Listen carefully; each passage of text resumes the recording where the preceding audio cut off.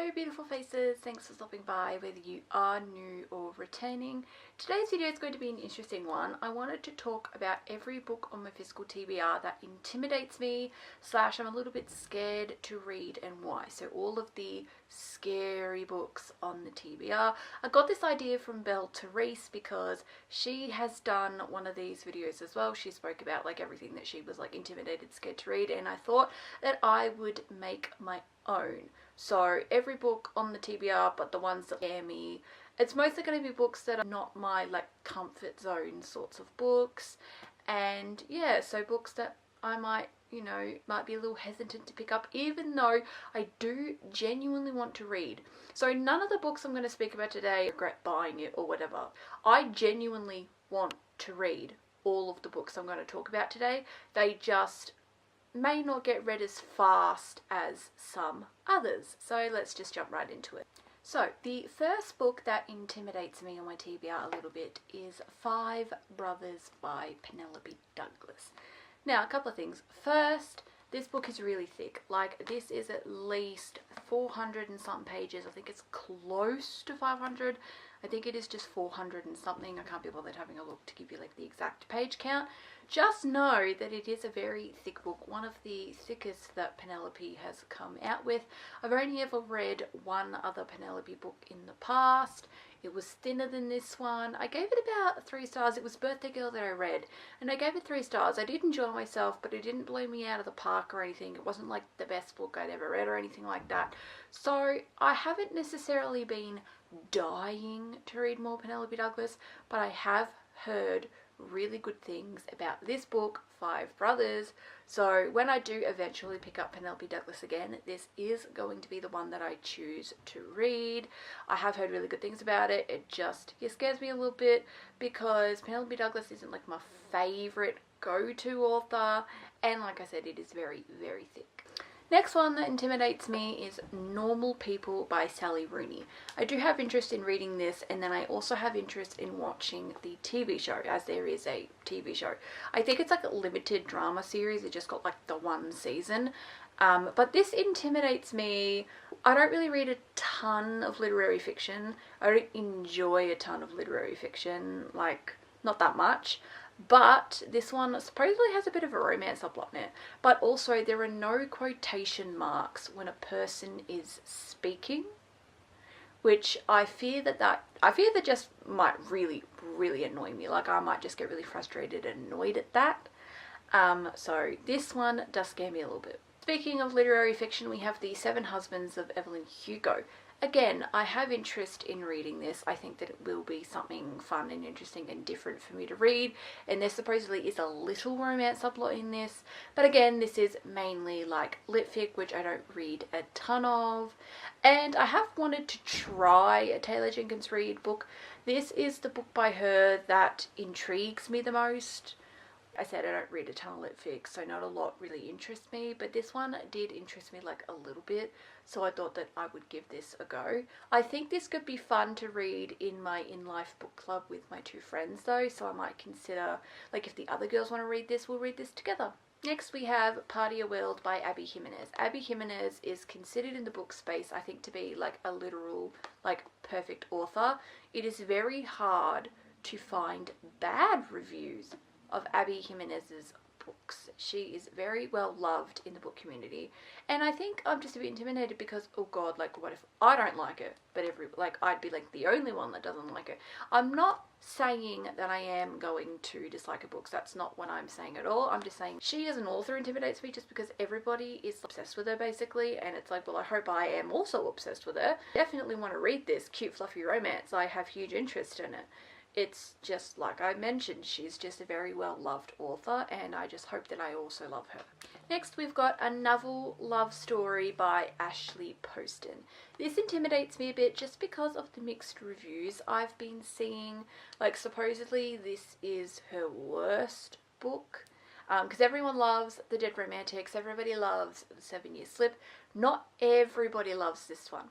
So this is the girl that somehow she ends up in the magical, like she somehow ends up in the fictional town of her like favorite romance series, because Ashley Poston is a romance author, but she always incorporates like a magical realism element into her stories. And so, but there are just, I've just seen so many mixed reviews. Some people love it, and then some people are like, this is her worst book. So I'm a little bit intimidated by this one because of that. Next, we've got the Emily Wilds collection. So Emily Wilds Encyclopedia of Fairies, Emily Wilds Map of the Other Lands, and the third most recent book that has come out, Emily Wilds in something, I forget what the last one's called. I don't own the last one physically because for some reason they decided to release it in those mass market like larger paperbacks, so it wasn't going to match these that are like the normal height. I do want to buy it, but I want to buy it when it's going to match these and be the normal height, which is usually when an author releases the book after the one that she's just most recently released. Because I've noticed, take Funny Story by Emily Henry for example, it was only available in those mass market gigantic paperbacks, and it only came out in the normal size when she revealed that she was writing Great Big Beautiful Life. That was when you could finally get Funny Story in the normal size. Anyways, I am going a little bit off topic. Emily Wilds, these are cozy fantasies, which I'm unsure if I'm going to be a cozy fantasy girly. I've never read, this is actually specifically cozy romantasy, so I don't know if I'm going to be a cozy girl. I do like very action-packed stuff when I read like romantasy. Love romance and spice. You know, we all know that about me, but I do also love like action-packed, high-stakes plot that's going to keep me at the edge of my seat when it comes to things like fantasy. I've always wanted to give cozy a go. That's why I've got these, because I really want to try it. Like, obviously, if I didn't want to read these, I wouldn't have bought them. I do want to try them, but I'm just unsure if I'm going to be a cozy girl. I think I just fear that I may end up not enjoying them because there wasn't enough high stakes plot for my enjoyment. But I do want to try these, but yeah, so I just don't know if I'll be a cozy girl. I have seen really good reviews on it though, like this is a really good cozy fantasy like series to get into. A lot of people say that if you want to try something cozy, Emily Wilds is great for that. So that's why I went with, compared to like other cozy series, I went with Emily Wilds. But yeah, I'm just unsure if I'll be a cozy girl. Another book series that intimidates me is the Rose Hill series by Elsie Silver. So Wild Love, Wild Eyes, and most recently Wild Side. Now, a couple of things. I'm not the biggest small town girl. I don't mind a couple, but I prefer billionaire romances, I prefer sports romances, I prefer dark romances over small town. So I'm not like the biggest small town girl. I'm also not the biggest fan of parents, so single dads, books that have, like books where one of the main characters is a parent and has a kid. But I haven't read I've read a couple, but I haven't read like a ton with that in it, and it's not like my favorite thing ever, but I decided that maybe I would try this series. So the Wild Side, the Wild Eyes, and the Wild Love. So like I said, like the Rose Hill. I think I was thinking that I might give this series a go because Elsie Silver is really known as the Queen of Cowboy, and I'm not the biggest cowboy girl either. But this Rose Hill series that she's come out with is a bit different. It's not cowboy. It is still small town, but it's not cowboy. But this series also revolves heavily around single dads. So every book in this series has that single dad trope.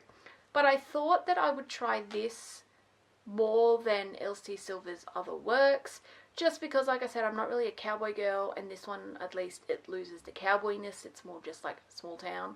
So I thought that I would give this a go, but this is just another one where it's like, again, I'm unsure if it will be up my alley or not, but I'm going to try it and see what I think. Lastly, I've got Meet Me at the Lake by Carley Fortune. So this is the last book in today's video. This is the only other book on the TBR that like intimidates me a little bit. Carley Fortune is an author that I have just seen mixed reviews for. Some people really, really enjoy her works, and some people do not. some people, like, she's an author for some people, she's not an author for other people. Her FMCs are also usually the tiniest bit, like, aged up. I think a lot of books in the book space are about people in their 20s, but I think Carly Fortune likes to write about people in her 30s. I think this one specifically is about a woman who's, like, just entering her 30s. I'm not even 30 yet myself. I am still just in my 20s. But I am interested to read this. Like I said, I don't want to not read any, otherwise I wouldn't have bought it. So, but I just hear a lot of mixed reviews about Carly Fortune, so I'm a little, like, hesitant to pick it up, because am I going to like her or am I not going to like her? Obviously I don't know until I read one of her books. I love the covers though. I think this cover is absolutely stunning. I'm just unsure, because I have just heard so many mixed, like, some people love her and some people don't love her, and I don't know who to believe. Obviously I need to read the book for myself and form my own opinion, but you kind of get what I mean. Rightio, that is it for today's video. Thank you for watching. Hopefully you enjoyed. If you did, please consider leaving a thumbs up. Consider subscribing if you love books as much as I do. Let me know some books on your TBR that maybe intimidate you a little bit. I would love to know. Anyways, that's it. Thanks for watching. I'll see you next time. Bye bye.